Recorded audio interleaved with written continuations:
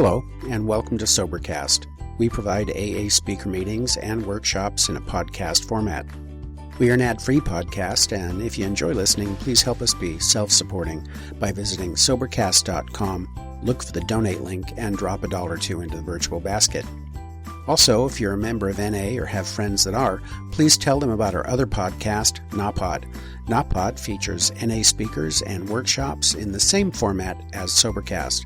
We upload a new speaker every day, and it's easy to subscribe by searching for NAPOD, N-A-P-O-D, all one word, on any podcast player app, or go to napod.xyz if you'd like to listen online. Hope you enjoy the podcast and have a great day.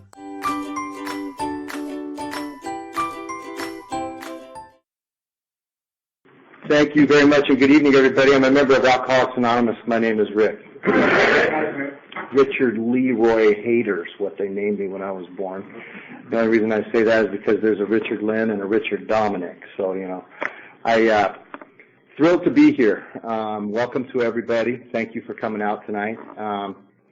Hopefully, I kind of hit my knees back in the bathroom a moment ago, and I asked God just to give me the strength to tell the truth about myself. Because of my unaided strength, I tend to embellish a little bit, and I promise to spit out some large chunks of truth about myself tonight, and be honest with you. And in doing so, I hope that just one heart gets touched in here, or one mind gets changed. If you're new to Alcoholics Anonymous, or newer to Alcoholics Anonymous, or coming back, I really want to welcome you, and I hope that if there's anything I could do to take any contempt prior to investigation away from you about a loving, merciful God, I wish that I could do that. If there's something I could help explain to you about the 12 steps and the 12 traditions and the 12 concepts of our program that have given me a life that I didn't ever think was possible, I'd love to do that too. I'd like to tell you that I have a sobriety date, and that's June 25th, 1991. I have a home group. I'm a member of the West Portland group, and I believe that's the best home group in the entire universe. And if you don't feel that way about your home group, there's something wrong with your home group. You better come to the West Portland group and join us. Several of you here have been there. For those of you that haven't, we meet 3 times a week. We meet Tuesday night in a meeting very similar to this, and that meeting is at the Greater Portland Bible Church on Southwest Vermont Street. It's about 32 minutes from here. And you're all welcome to come and join us. It starts at 7 o'clock, goes to about 8:15. We meet Friday night at 6:30 to 7:30 for a book study, and we have a enormous speaker meeting that's very well attended, and that is Saturday night at 7:30, and your best bet is to get there about 7:15 to get a seat. I've had 3 home groups. My first home group was the Nightsiders, East Side, Portland, right up here at the Grotto. There's a few people sitting in here tonight that saw me when I first came in there. They said I did some things I don't remember doing, but that's not unusual to a person new in sobriety. I shortly thereafter moved to Tualatin and became a home group member of a group called How It Works. Shortly thereafter, I was feeling like I wasn't getting too spiritually fed, and a loving God through a wonderful, loving sponsor led me to what was the beginnings of the West Portland group. That's been my home group ever since. I've had a service commitment ever since I've been here. My sponsor's name is Carl, and I've got his permission to use his last name, or I wouldn't do that. I've had one sponsor prior to him. My first sponsor was Jack. I like to refer to him as the late, great Jack. We fell together completely by accident and fell in love shortly thereafter, and he helped me with a lot of things in my early sobriety. All of those things are important things, but they certainly don't make me important. It's important for me to say those things so that I know that, number one, that I'm responsible for my own recovery, and I need to take certain actions in order to maintain the practice of those spiritual principles in my life today. Like I say, they don't make me important. I'm dressed up wearing some of my very finest clothes here tonight because I have a tremendous respect for those 12 steps, 12 traditions, and 12 concepts that have made it possible for me to be sober and enjoy a life that, I really can't. Tonight, as I left my house, I got to grab my wife's little face in my hands and kiss little Jenny goodbye and tell her I loved her. We weren't doing that 16 years ago. I can guarantee you. So with that, I'm going to get into a little bit about what it was like, what has happened to change me, and what I'm trying to be like today, what things are like for me right now.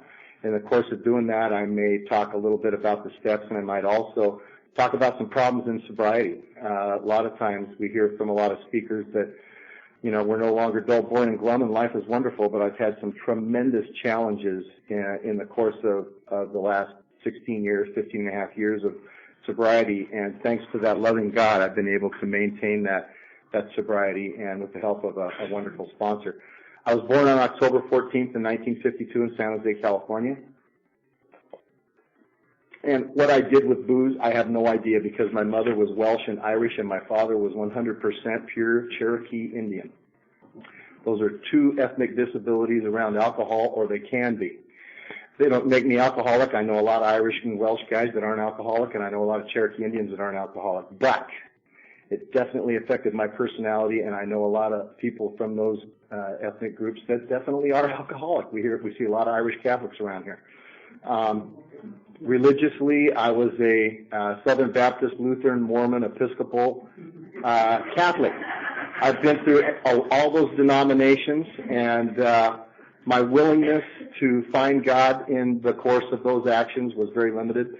I didn't find God till I got beat up desperately I got beat up and got desperate enough to cry out for help in Alcoholics Anonymous. As a youngster, I was born 6 weeks premature. My lungs didn't fully develop, so I was born with asthmatic bronchitis, and I coughed and wheezed a lot and I could not sleep at night. And what those people that gave birth to me and reared me at a very early age did is they'd put a little bit of vodka in a tablespoon. They'd heat it up on the stove, and they'd give that to me, and they'd say, "Here, honey, take this. It'll make you feel better." And sometimes they'd put a little drip of honey or a little bit of sugar in there. And that warm vodka at a very early age made me feel real good.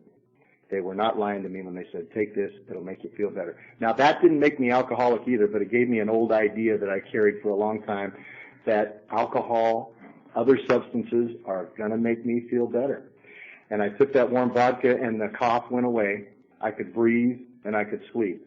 And it wasn't long thereafter that I learned to cough on demand. You might hear me coughing here tonight.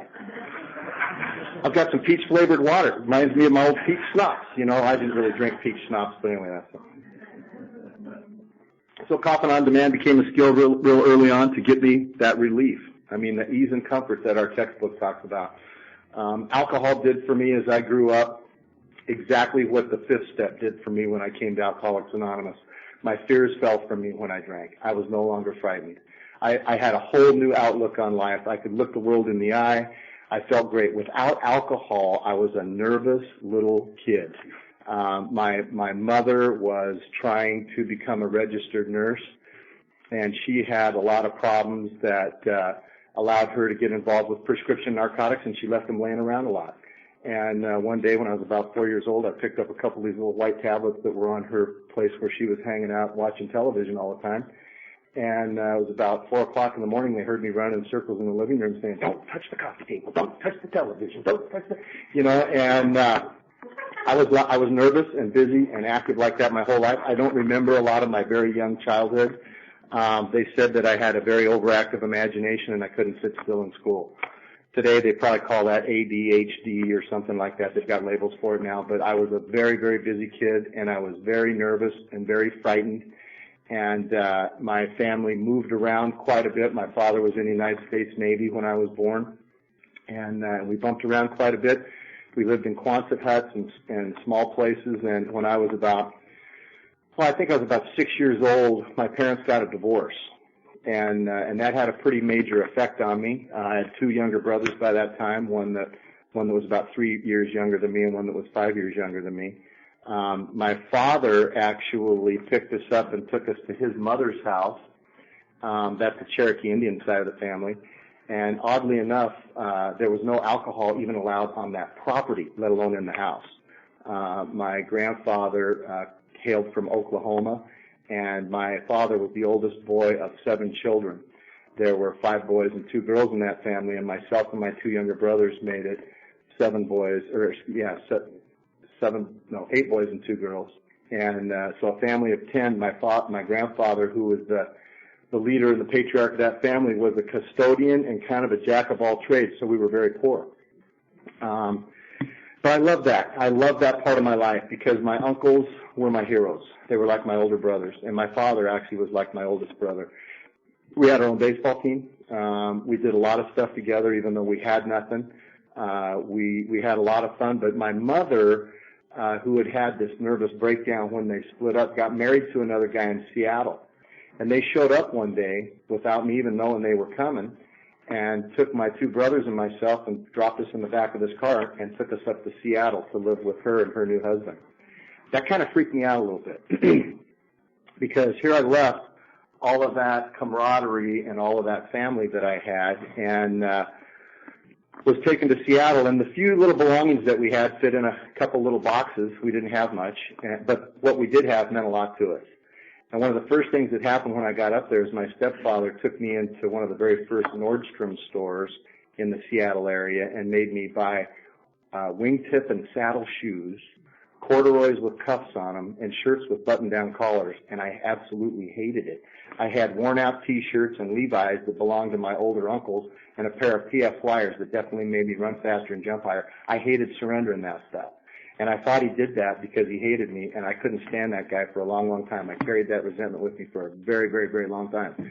All that moving around, all that jumping around caused me to believe, I adopted a belief system that my needs are not important.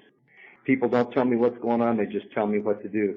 And I started to get a little rough around the edges with that. I really didn't like that. As I got one of the things, in addition to giving me those tablespoons of vodka when I was real little, is they'd bring us into the dinner table and give us little water glasses full of beer. And my mom used to tell people it stimulates their appetite. Well, you know, I got pretty hungry after a half an hour of beer drinking when I was 5 years old. They weaned us off the booze. You know, moving in with my stepfather and my mom, the good thing about that is that they drank. And so I found the keys to the liquor cabinet, and I found the keys to the refrigerator, and I got an early morning paper route, and I would steal beer out of that refrigerator, take it with me on my paper route. I actually, you know, when I first got to Alcoholics Anonymous, people were talking about childhood drinking and losing jobs from drinking, and I thought, I never drank when I was a kid that much, and I never lost a job for, wait a minute, I lost my paper route because I was drunk. You know, the kids would show up at the paper shack and say, who's going on your paper route with you today?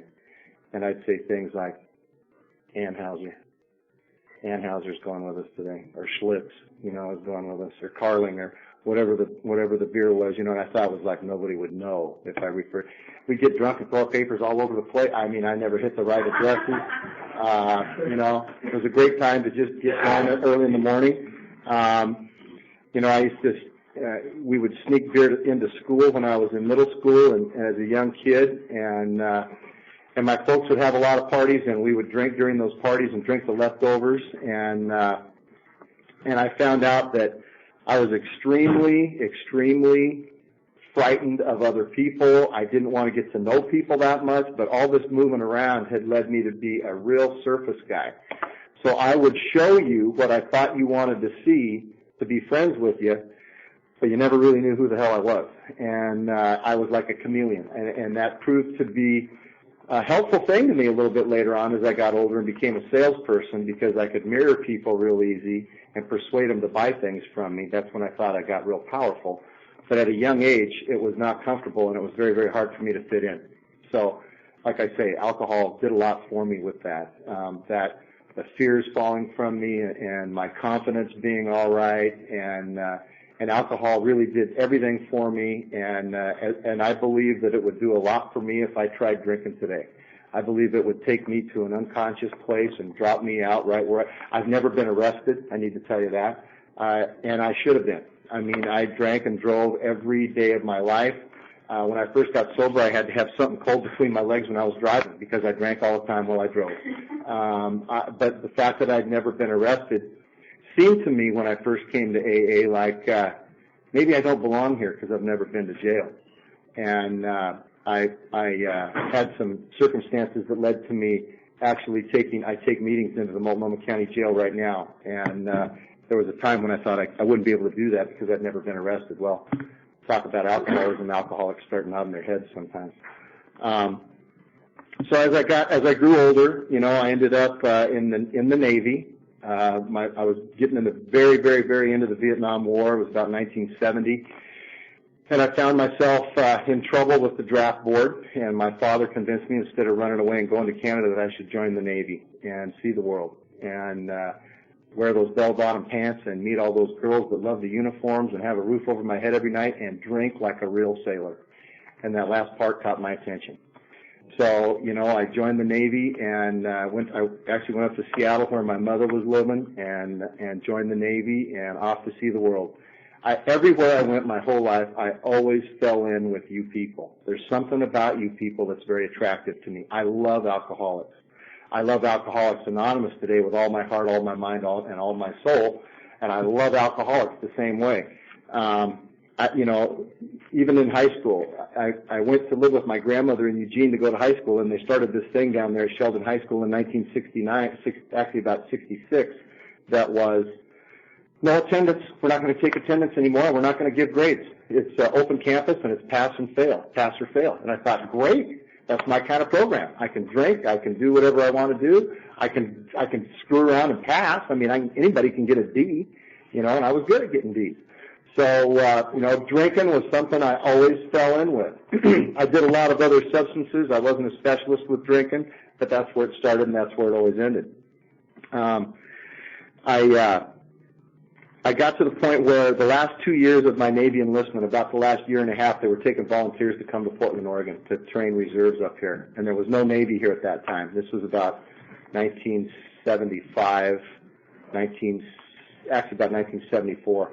And I volunteered to come here because I'd had family in Seattle, family in the San Francisco Bay Area, and some family down in Eugene. And when I got up here, I rented a house over in North Portland, right off of Lombard and Greeley. And a buddy of mine called me up one day and said, hey, there's a dance at the University of Portland. There's like 4 girls for every guy, live music, and 10-cent beers. 10-cent beers got my attention once again, and I went to the dance. And all those girls, it sounded kind of exciting. But when you're really hammered, they're not too hot on dancing with you, I found out. So I came up with a great strategy that I would stand by the restroom, and when one of these girls that caught my eye came to go to use the restroom, I would trip her and then catch her and ask her to dance. And my friend said, I got to see this. That's exactly how I met my wife. She went to use the bathroom. I tripped her, caught her, said, I'll just crack your head open. Do you want to dance? And she says, well, I'm going to the restroom right now, She came out and we did dance. We did, I was like, for me, it was like love at first sight. I absolutely was smitten with her right off the bat. Got her, I memorized her phone number. I was never able to do that in a drunken stupor. And she had come with another couple of friends of hers. There were a couple guys and a girlfriend. These guys were in the Air Force ROTC program at the University of Portland. I remember telling them, the keys are coming to me. She's riding with me. I don't care how you guys get home. I'll give you a ride if you need it. But, we're out of here. And I can remember having all these ulterior motives, rushing down to the store. This was back when they closed the plaid pantries at 2 in the morning and they wouldn't sell you any beer. And I was there at like 5 after trying to get into the beer case. And we ended up drinking Kool-Aid and sitting on the couch for a minute. And here came my buddy that took me to the dance. He's knocking on the door, and I'm trying to tell him, get out of here. And he's, such another young girl. Anyway, she went home. Nothing happened. And it was the beginning of a real vicious dance between my wife and I. We loved each other. I wanted to get married right away. She said, hey, why don't we wait a year, see if we feel the same way. We partied together. We went dancing all over town, drinking like crazy, having a wonderful time together. We eventually did get married.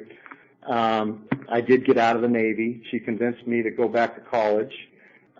We had a wonderful life for a while until she went and got pregnant. Now, that is a dangerous thing for a young guy in my situation because women usually want to start taking care of themselves when that happens, and that's exactly what she did. She stopped drinking, started eating healthy, no more going out partying all night. And I thought, man, this is no fun, this pregnant stuff, and I would tell her things like, go ahead and order a couple drinks and I'll drink them. It's okay. And she kind of started looking at me funny then, and we started drifting apart at that point. alcohol started becoming more and more important to me. It got to the point where even after our children were born, alcohol was more important than my family. It was more important than anything to me. It kind of jumped in the front seat of the car is the way I like to describe it sometimes. It started driving the car, and I was the passenger, and I didn't see it, and I didn't know it, and I didn't want to believe it, and I didn't want to admit it. And it got to the point where our kids were little enough that it was like, it was a lot of work with these kids, and I'm not into working. And it was a lot of responsibility, and that is something I don't want any piece of. And it was a lot of commitment, and that word scared me.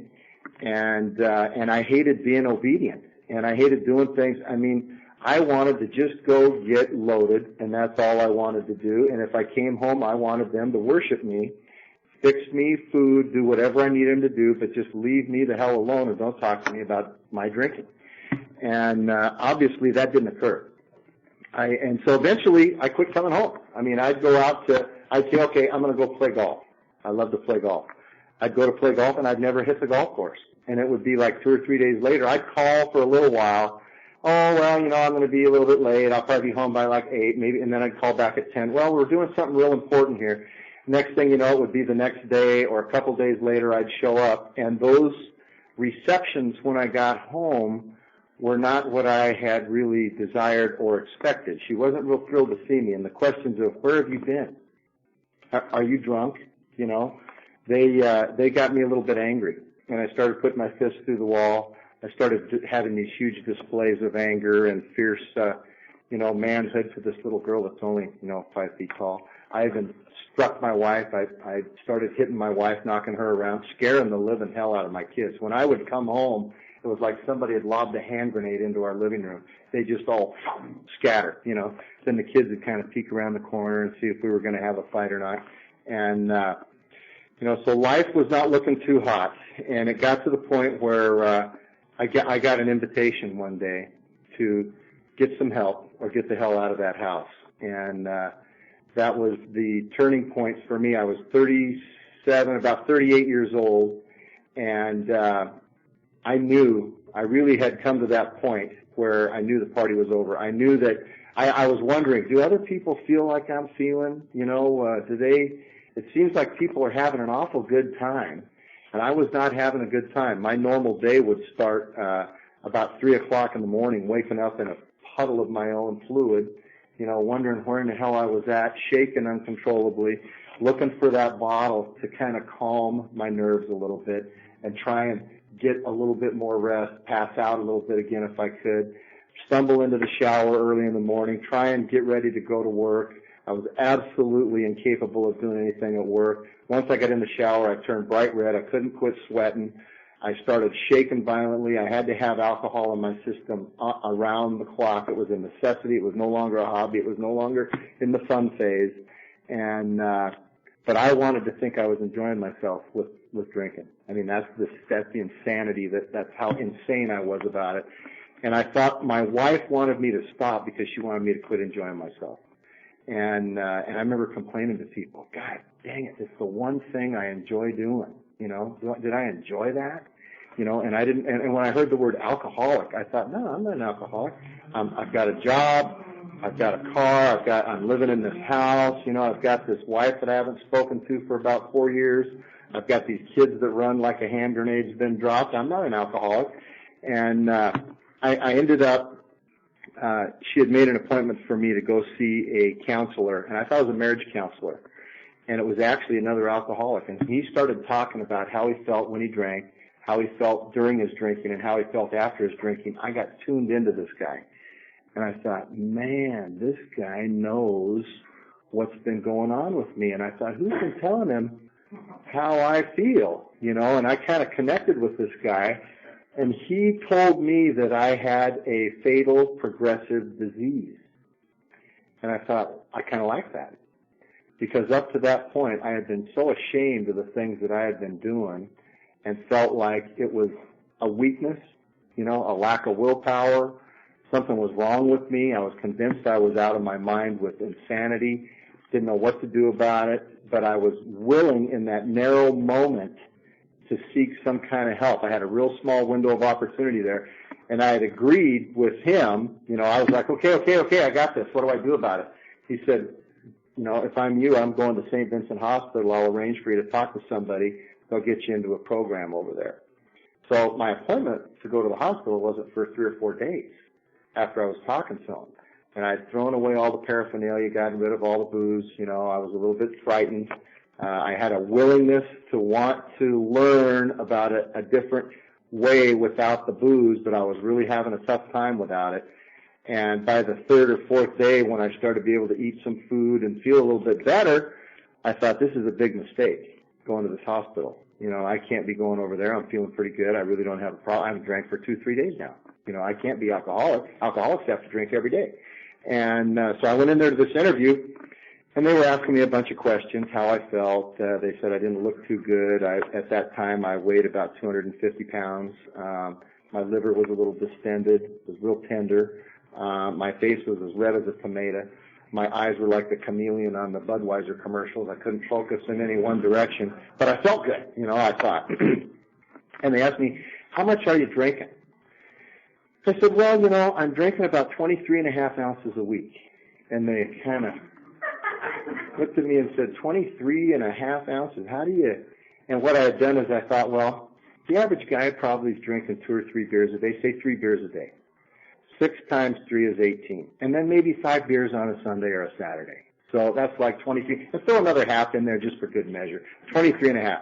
Well, little did I know the guy that I had gone to talk to was a counselor at that treatment center, and he'd already given him the lowdown on me. And, I'm thinking, well, 23.5. And they said, no, that doesn't sound too bad. But we have a seat for you anyway. Come on in here.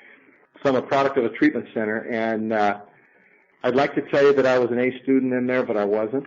I wanted to give a Hollywood version of my life history in this little workbook. I can remember sitting down for the first time and hearing a guy tell his experience. We had to read these workbooks to everybody. And I remember asking the guy next to me, God, did you hear that? Why is that guy telling that stuff, And this was a men's group, and there was some stuff coming out of this guy, and I was like, wow. And the guy next to me said, you know what, if you can't be honest here, and if you can't be honest with yourself and you can't be honest with us, the chance of you having any success with this is very slim. And then he nudged me, and he handed me this big pink eraser. And I thought, how in the hell does he know?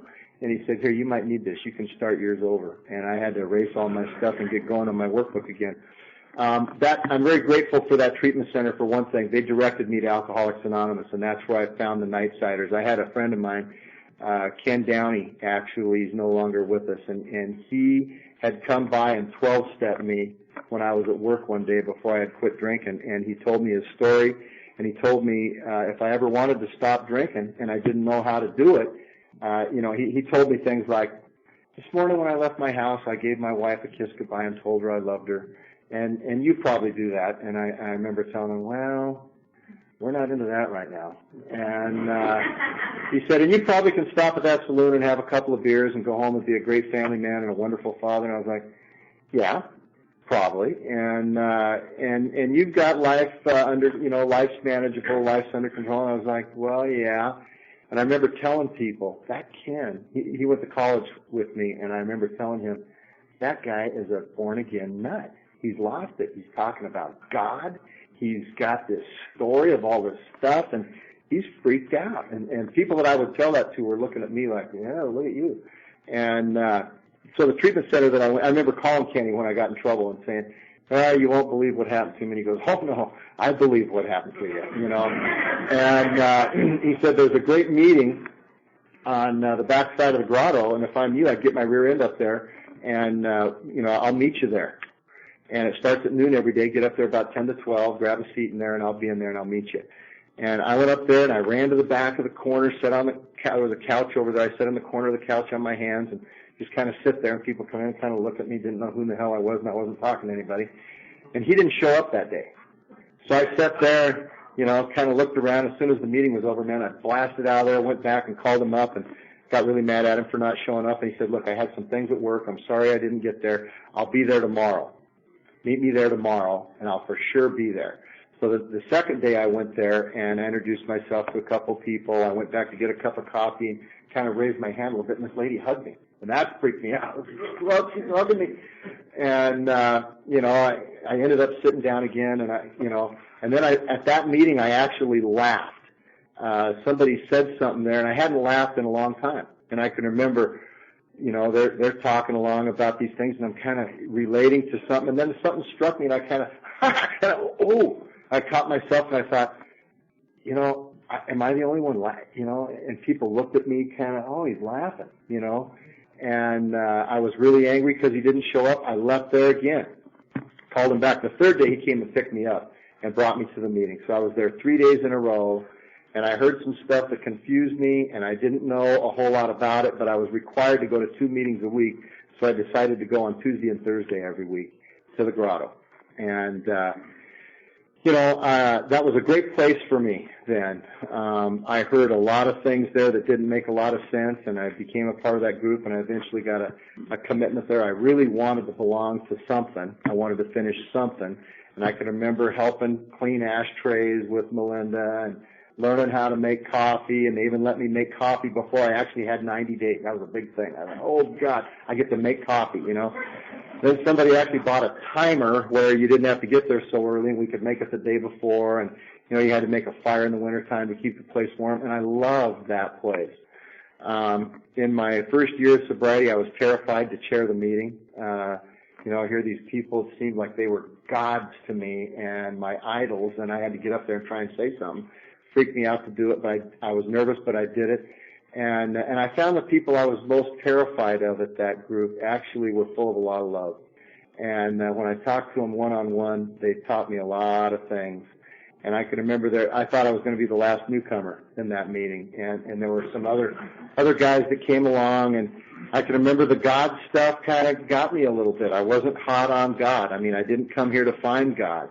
I just wanted to try and manage this drinking a little bit, and I was there under the requirement of a treatment center. And I can remember asking questions about that. And it was funny because I can remember telling Jack, I'm having a little bit of a problem with this God idea. And I can remember saying, oh, for Christ's sakes, Rick, think of the trouble he's had with you. And,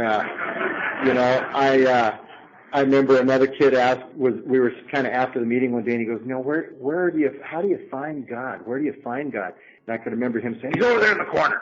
And everybody looked in the corner to see where God was. And, he said, you'll get your ass backed up in that corner so bad one day you'll find God. And I thought, this is kind of a strange idea. And I remember on Sundays it was a meeting for home group members only. And I remember getting there early one Sunday, and I had a key, and I made the fire. And Paris lit into me like crazy for making the fire on his day to make the fire. And but I got talking to him.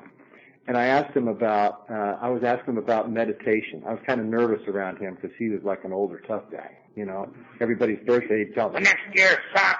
They didn't say exactly like that. But he got to talking to me about prayer and meditation. And it was the last guy I thought that would ever talk to me about that. And I can remember real early in sobriety, my first contact with a loving, merciful God that absolutely did not have my permission to come into my life. Here I am now. I'm not drinking. I'm over the DTs. I'm going to these meetings. I'm involved with this treatment center 4 nights a week. And my wife says, remember you promised Shannon to finish off that closet and build that room for her upstairs? You've never done that. She's been waiting for that for like 4 or 5 years. My little girl was 8 years old when I got here. And she had this little tiny room in the top of this little house that we had been living in, and I said, oh yeah. And my sobriety date is the end of June. This was like early August. It was hotter than the hinges of hell up in that little room, I got to tell you. But I had agreed that I was going to do this, so I got up there, and it was just this unfinished room with wires and stuff in it. And I am not a carpenter, I have to tell you. I am not a handy guy at all. We went out and bought the ugliest white paneling you could think of, and some light switches and stuff, and I started building this room, and this talk about God was freaking me out. And my sponsor, Jack, made me promise that I couldn't complain about any of this to my family. I couldn't make a big fuss over it, that I had to do this for my daughter. I mean, when I first came into the program, I remember shaking and quaking and saying, I'm going to lose my family, I'm going to lose my job, I'm going to lose. He said, would you shut up? He finally shook me one day. Shut the hell up. You deserve to lose them. Get busy on this recovery and quit crying like a baby. And so, you know, he made me make these promises. I can't complain. I can't swear in front of them. I can't give them a hard time. My job now, you know, 3 weeks after I was complaining I was going to lose them, I was like, the hell with them, I'm leaving. I remember he asked me one day, when I was so worried about losing my job, he says, well, you know, what's the worst job you ever had? He said, I said, well, I washed dishes one time in a restaurant. He goes, great, you can do that. He goes, do you have an education? I go, well, yeah, I have a couple college degrees. He goes, wonderful, you could be the busboy. You don't have to be the dishwasher. He goes, so that's the worst it's ever going to get for you. Now shut up and let's get into this program. So, you know, I'm promising I'm going to do this stuff, and I'm up there, and there's God, and I'm resentful at God is the way I'm talking to him. I'm like, okay, God, you know, God, and I'm up there, and I've got a big circular saw on this flimsy paneling, and it's going, I'm trying to cut it, and it's cutting crooked, and a friend of mine tells me, you don't even need that. You know, after I've got this screwing around with it, he goes, just take a carpet knife and cut it, snap it, put it, you know. I didn't know that. And everything I'm seeing in this room, I'm very hateful about it. Nothing matches. The paneling doesn't, the grain on the paneling doesn't match. The nails are sticking out. The light switches are an inch away from the wall. I just want to get this damn thing over, and I keep cussing at God. God, what's in it for me? What is in it for me? I can remember this like it was yesterday. And, you know, then my wife shows up with this desk that she bought in a box. And I couldn't build it. I had to bring the box into the room because the room was so small. And I had to build it in this room. The instructions were all in Korean or Chinese. The parts, I had parts left over. Nothing. I'd have to take it apart after I got it together because I had it together wrong. Put it together again. I was really ticked off. We've got this stupid carpeting down there that didn't match nothing. And finally, I was done with this damn room. And I can remember what's in it for me, what's in it for me, what's in it for me. I'm just so self-centered. But I couldn't complain about it. And I'm sweating like a banshee up there all the time, and I'm getting thirsty on this deal, and I am so glad it's over. And I come home from work thinking, great, I don't have to work in that friggin' room today. It's hotter than hell up there. I have to go up there, and it's real quiet. Now, my kids were known to run around and fight like hell. I don't know where they learned that. And but it was real quiet. And that was the very beginnings of rap music back then, and I couldn't stand that. And they'd have this stuff going on, and they were fighting, and I mean, I hated this. And I'd come home, and it was quiet. And I remember going back into the kitchen and asking my wife, going, where's the kids? What's going on? She goes, shh, you won't believe this. You should tiptoe upstairs and see what's going on. And so I kind of get up about halfway up the stairs, and I peek in there, and my son, who is 10, is sitting at this desk, coloring and just being nice. And my daughter had this little girl that lived in back of us, and our backyards joined each other with her, and she's in this room, and I can hear her talking to the girl, and she goes, isn't this the coolest room in the entire world? My dad built this room for me. Don't I have the neatest dad? And right then I just fell down. I couldn't stand up. I thought, what's in it for me? What is in it for me? And it was like the hand of this loving God reached down and pierced right through my denial and gave me a moment of grace where I was able to acknowledge that to do something for that little girl, which was so unnatural for me, she in that moment was able to forgive, to love, and compliment the guy who'd been beating up her mom, who'd been scaring the hell out of her and not even coming home at night. That freaked me out. That made me willing to start seeking, what the heck is this? You know, what is this power all about? Now I'm like, okay, God, you got my attention here now. I want some of that. That's what I want. And I started being attracted to people that had that. And, you know, through the course of sobriety, you know, at first I used that power and I used that experience and others like it as kind of, things get going. I mean, if my ass is on fire, I'm looking for the hose. You know, I want to put the fire out. And that was my relationship with God in the beginning. And then I found out that, you know what, I've come to believe that the only thing God wants alcoholics to do, my buddy Paul convinced me of this, is just accept the help that He's got there for us. And I've learned that the reason I feel so good around alcoholics, and in particular, I mean, our literature tells us, practical experience tells us that when everything else fails, now that tells me everything else is going to fail. The fellowship's going to fail me. The steps probably aren't going to work out the way I want them to. You know, things probably aren't going to go according to my expectations. But when everything else goes wrong, that intensive work with another alcoholic will save the day. The reason I feel so good when I'm with you is not because I love you, but once again, it's like my buddy Paul tells me, it's because of what I get to be when I'm with you. Because when I trust you, and when you trust me, see, I didn't come in here a trustworthy guy in my own eyes, and I wasn't trusting you. But trust is an action of love. And like Dr. Bob says, you boil our program down to its simplest ingredients. It's a program of love and service. And I believe they're the same thing. Love is a verb, service. It's an action word. We take actions of service. We're loving each other. When I'm trusting you and you're trusting me, I feel loved. And that's what I was looking for the whole time. I just wanted to be loved. All those old belief systems about my needs are not important, my life doesn't matter, I'm not lovable, nobody cares about me. I walked through my whole life grabbing information from my life that supported that belief system. It wasn't until a guy said, hey, you know that stepfather that dressed you up funny? This was a sponsor. This was my second sponsor. I go, yeah. Could you believe that there might be another explanation behind that? I said, yeah, like what? He took away my favorites. He took away the things I want. You know, he made me do that. He said, do you suppose he loved your mom? Well, yeah. Do you suppose that he loved her enough and he had the capability to dress these three little kids that looked like little ragamuffins in the finest clothing that was available then? And I thought, that was again, whoa. I had resented that guy for that my whole life. He loved my mother enough to take her children in, dress them up, and try and get them to go to town with him, you know, and I hated him for it. So I started looking at this kind of stuff, and I started developing a relationship with this power, and I started experimenting with prayer. The grotto, I heard Blair talk about experimenting with prayer one day. I thought Blair was a minister when I got there. He wore a sport coat and a tie one day, and I thought that guy, and I remember telling somebody, they're talking about experimenting with prayer. I go, it's a preacher out there, you know, he had a coat and tie on. Turned out he's just a real estate guy who had a coat and tie on. But I didn't know. And, you know, what has happened along the way has been phenomenal to kind of bring you through. I mean, I was 4 to 5 years sober, and we got an anonymous phone call one day at our house, and it was a lady on the other end of the phone talking to my wife, and she says, this is a concerned parent. I'm a concerned parent from XYZ school where your kid goes to school, and I just want to tell you your son's very popular. And my wife goes, why, thank you.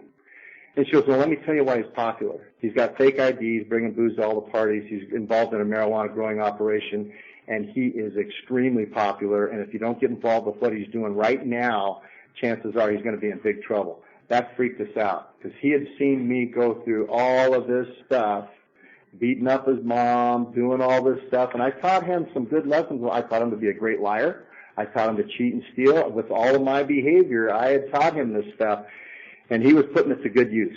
I was so freaked out about this that I can remember talking to my sponsor about it, and he says, you know, he asked me, have you been praying about it? And I said, well, you know, I haven't tried that. Better get experiment with prayer, like old Blair said. So I start putting a little neology in on it. And what comes into my mind when I allow God to come into my heart is that boy needs some information, but it probably can't come from me. And it's like 2 or 3 days later, I'm like, I love this one prayer that I use. It's like, dear God, take the burden from me. You know, relieve me of the need to feel like I have to be your assistant in this, you know. I'm willing to accept whatever the consequence. I'm surrendering. I'm saying, relieve me of the bondage of me, that I can better suit myself to do your will. And what happens is, a couple of days later, my wife says, hey, I met this criminal defense attorney at school. They were there for this lawsuit. She wants to talk with Ricky about the things he's been doing that are criminally wrong. I go, oh, there's the other guy. There's the other information. And then a psychologist that we happen to be in therapy with, we were in therapy, says, hey, I know of a program at the Oregon State Penitentiary where you can take your son, and these guys that have been in terrible trouble talk about how they started where he is. So I get to go through this stuff with my son just as somebody that's there with him. We became pals going through this together. And then I learned in that prison where I thought, hey, I can't be help the guys in jail because I've never been arrested.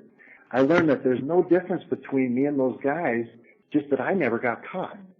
Those guys all got caught. I just never got caught. Those guys gave freely and lovingly to my son and imparted information to him that saved his life. And I hit my knees with those guys and prayed with those guys and loved those guys and thanked those guys with all my heart because they did what I could not do for that kid for free. They didn't get extra cookies. They didn't get time off their sentence. They didn't get anything for doing this. It's their way of setting things right with their Creator for unfortunate circumstances earlier in their life. I had a situation where I was accused of sexually molesting a young girl that our family loved deeply when I was about 8 years sober, actually about 7 years sober. I can remember coming home for dinner one night and my wife says, you know, when you're in those alcoholic blackouts, could something terrible happen? Could you have perhaps, when we were camping or something back then, have molested? So I'm like, what? I mean, that definitely ruins your appetite for dinner when that comes up as a topic. And I freaked out really bad on this one. And I can remember I was lucky because it was the middle of summer. My family's in the ice business. I was working really hard. They needed somebody to haul all this ice up to Timberline Lodge, and I'm volunteering because it's heavy, and I know I'm going to work, and I'm just hating the thought of people thinking of me. I'm thinking, what are they thinking of me? What are they thinking of me? What are they thinking of me? Once again, self-centered behavior. But on that drive up there, I am calling out to God, God, what is this? How is this? What's the lesson in this? I don't understand this. And, by the time I get up there, I'm working my tail off, putting this away. And on the way back down, it all of a sudden hits that little girl is screaming out for help. It's not about me. It doesn't matter what other people think of me. What matters is what kind of help can this little girl get, and where is this really coming from? Later on, it turns out that she's taken this steroid for acne called Accutane. She's drinking and trying ecstasy on top of that. And on this Accutane, you have to get pregnancy tests. She's going in every 60 days to get tested, and she's telling her friends this guy's sexually molesting her. So she's at a lady's house about a month later, and my wife comes running in. Now I know this isn't true. I know it's not true. She's saying this stuff. We got to help these people. Take her to the psych ward. That's a little bit of a tip for anger when you get accused of something like that. It was just a few years ago that I was with this little girl, and we're talking, and she looks at me and says, we both know how it is to be accused of something wrongly, how it feels, don't we?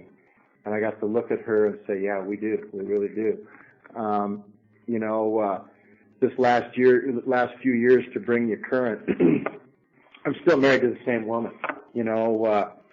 Paying attention to the 12 steps and the 12 traditions and the 12 concepts of this program is the only place where huge miracles have happened in my life. My wife has found a capacity to forgive me for what she's doing.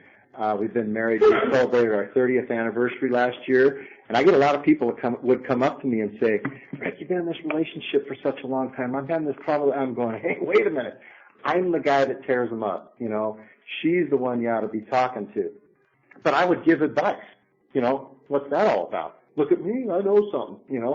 I really don't know a whole lot about them. But I would tell people stuff like, well, after the bloom comes off the rose, or, after a while, this becomes a lot of work, and I leave out the part like, especially when you're smacking them, I leave that out.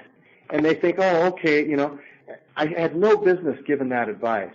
But I found myself, my wife's father, this last year, just about a year ago, developed pancreatic cancer and died in a very short period of time, a very cruel and brutal death. And I was fortunate enough to have made amends to him. I hated him at one time. He did not have a lot of love for me at one time, oddly enough, possibly. Maybe the way I treated his daughter might have had something to do with that. And also, the fact that I was an in-law in a family business that was once worth nothing, now is worth a lot, wanting me to earn my way along with his children, because we've been together for a long time. When he got sick I found myself stopping at his house every day at the end of the day, asking him if he needed anything, helping him when his feet were sore, helping massage and wash his feet. I don't massage and wash people's feet, doing that for him. Taking those, when I was sweeping those needles off the pathway leading into the grotto, and I was making that fire and making the coffee and loving, trusting you and feeling loved, I had no idea that the overflow from that would be that I would be able to take loving actions. And in my wife's situation in that, she had a very, very, very difficult time as the oldest child, losing her father, and I made it a real purposeful intent in my life to try and make her life easier, to try and do things with her, to serve her family, to try and be of use, to be of service in that family situation.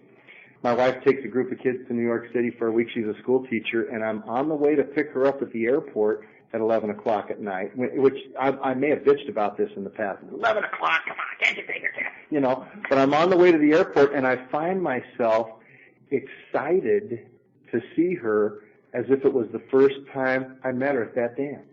I get this ticklish kind of feeling, and I'm going, what in the heck is this? And then I see her at the airport, and it's like it's a new vision, We come running up to each other. We have actually been able to rekindle and fall in love with each other again in a way that is unbelievable. She means everything to me.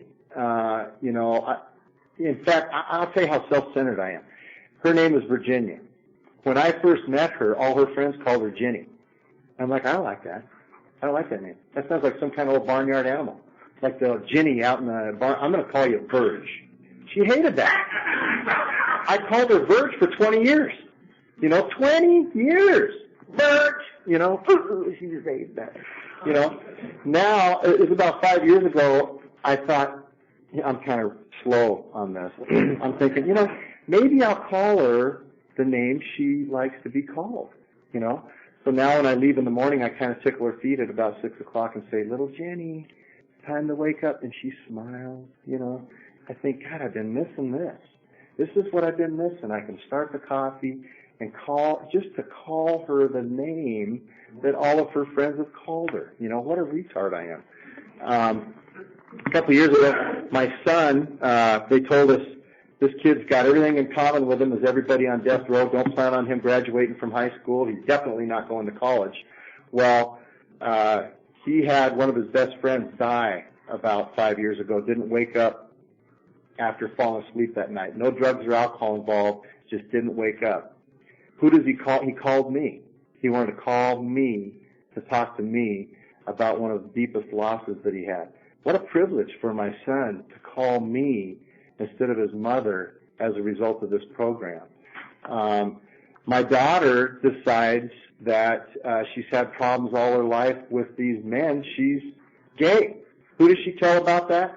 She calls her dad to tell him, you know what, I know that you understand this more than mom, and I want to talk to you about it and find out what you think might be the best way to handle that.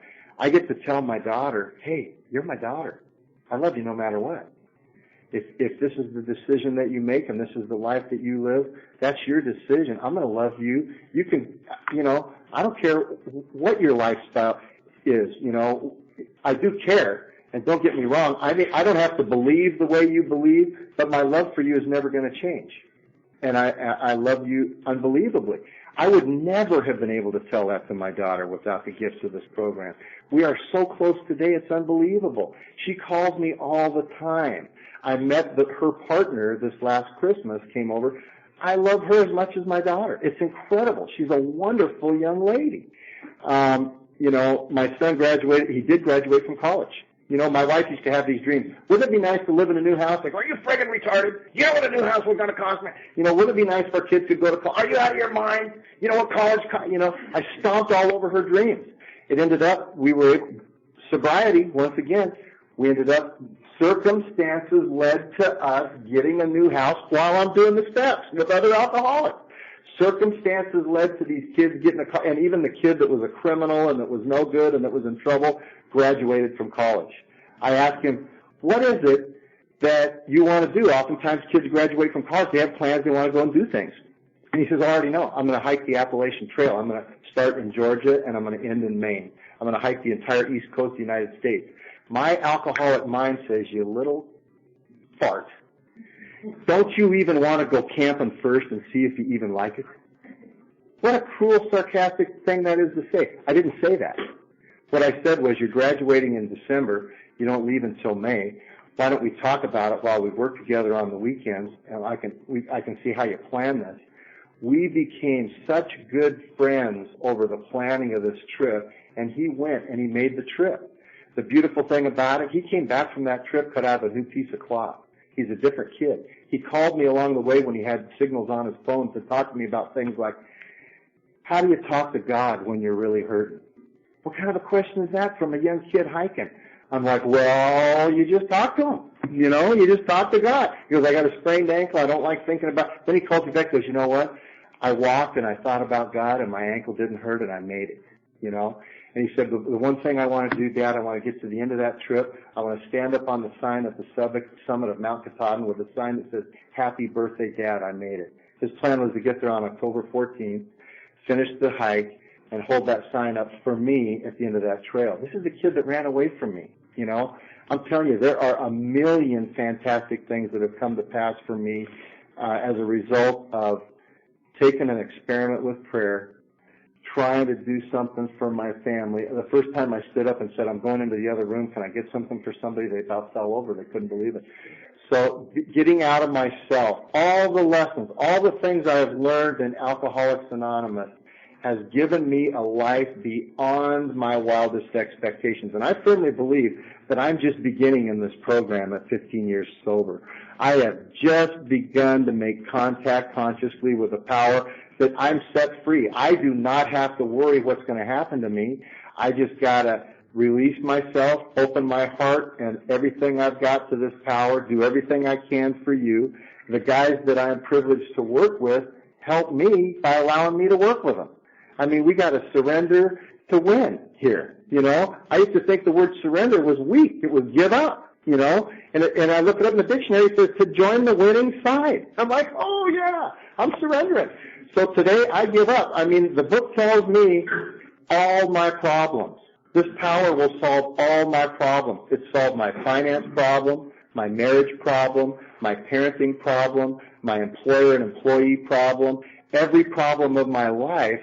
When I'm thinking, well, I'm going to experiment with that. I'm going to try and experiment with that. Everything I give to that power, the creative intelligence that underlies the totality of everything in the entire universe, that's a huge power. If you told me I could have a personal relationship with that, I thought you're smoking something. But I get to do that today. So today I get to begin to do that. And the way I found it, it's like my little girl said one time, it's a monkey see, monkey do program. You know, Dad. You know, it's like the parents teach the kids. This program is a monkey see, monkey do program, but be careful because there's monkeys running around here don't even eat bananas. There's crazy monkeys in this program. This is Alcoholics Anonymous. If you're new, be careful of the monkeys you hang around with here because you want to find out the good monkeys and you want to eat the bananas that they're eating. I'll tell you one quick little story before I'm done here. Our book also tells us to be quick to take advantage of what religious people have to offer us. And I found myself sitting in a Catholic church one day, and I had heard the best description of one day at a time while I was sitting there. This pilot is flying a gigantic airplane full of people across the universe somewhere, and they lose all the hydraulics in this plane, and they realize they're going to crash into the mountain. And he says to the co-pilot, what are we going to do here? We got all these people on here. We have no way of controlling this jet. We got to tell these people that they're going to die. And how much time do we give? How do we tell them? And the co-pilot says, I don't want to give them any more than 5 minutes. They're going to go absolutely start making crazy. We may crash earlier than hitting the mountain. And who knows, we may even have a chance when we hit the mountain. So they give all these people 5 minutes notice, and sure enough, they crash and everybody's killed. They're digging through the rubble, and they find this guy's billfold, and they open it up, and there's a note in there, and it says, to the kids, be good, help your mother, do the best you can. And to his loving wife, it says, who would have thought that macaroni and cheese dinner we had last night would have been our last meal together? You know, all we have is one day at a time here, you know. And when I stay in the present, I think of the great football coach Lou Holtz when he says, You guys want to win? And his team, all these guys at Notre Dame. He goes, win stands for what's important now. What's important now? They may have missed that previous assignment and that guy ran for a touchdown, but there's another play coming. They got to get up, dust themselves off, and try their best again. He says, now, if you've won, you spell that backwards, that's the word N-O-W. That's now. You've stayed in the now. Stay in the present. All we have is right now. Our book tells us there's one that has all power. That one is God. May you find him where? Now. Find him now. Not tomorrow, not yesterday, not maybe. He is right here with us right now. And I'm telling you, if you have trouble with the God idea, like my old first sponsor said, think of the trouble he's having with you. Anyway, I could go on for hours.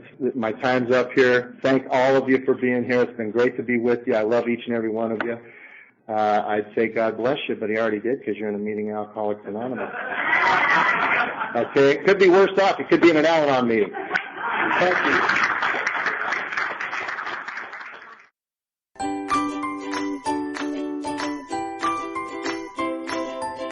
Thanks for listening. I hope you enjoyed the podcast. Sobercast is ad-free, and we'd like your help in order to keep it that way. So if you'd like to help us be self-supporting by pledging $1 or $2 a month, visit Sobercast.com and look for the donate links. Thank you very much.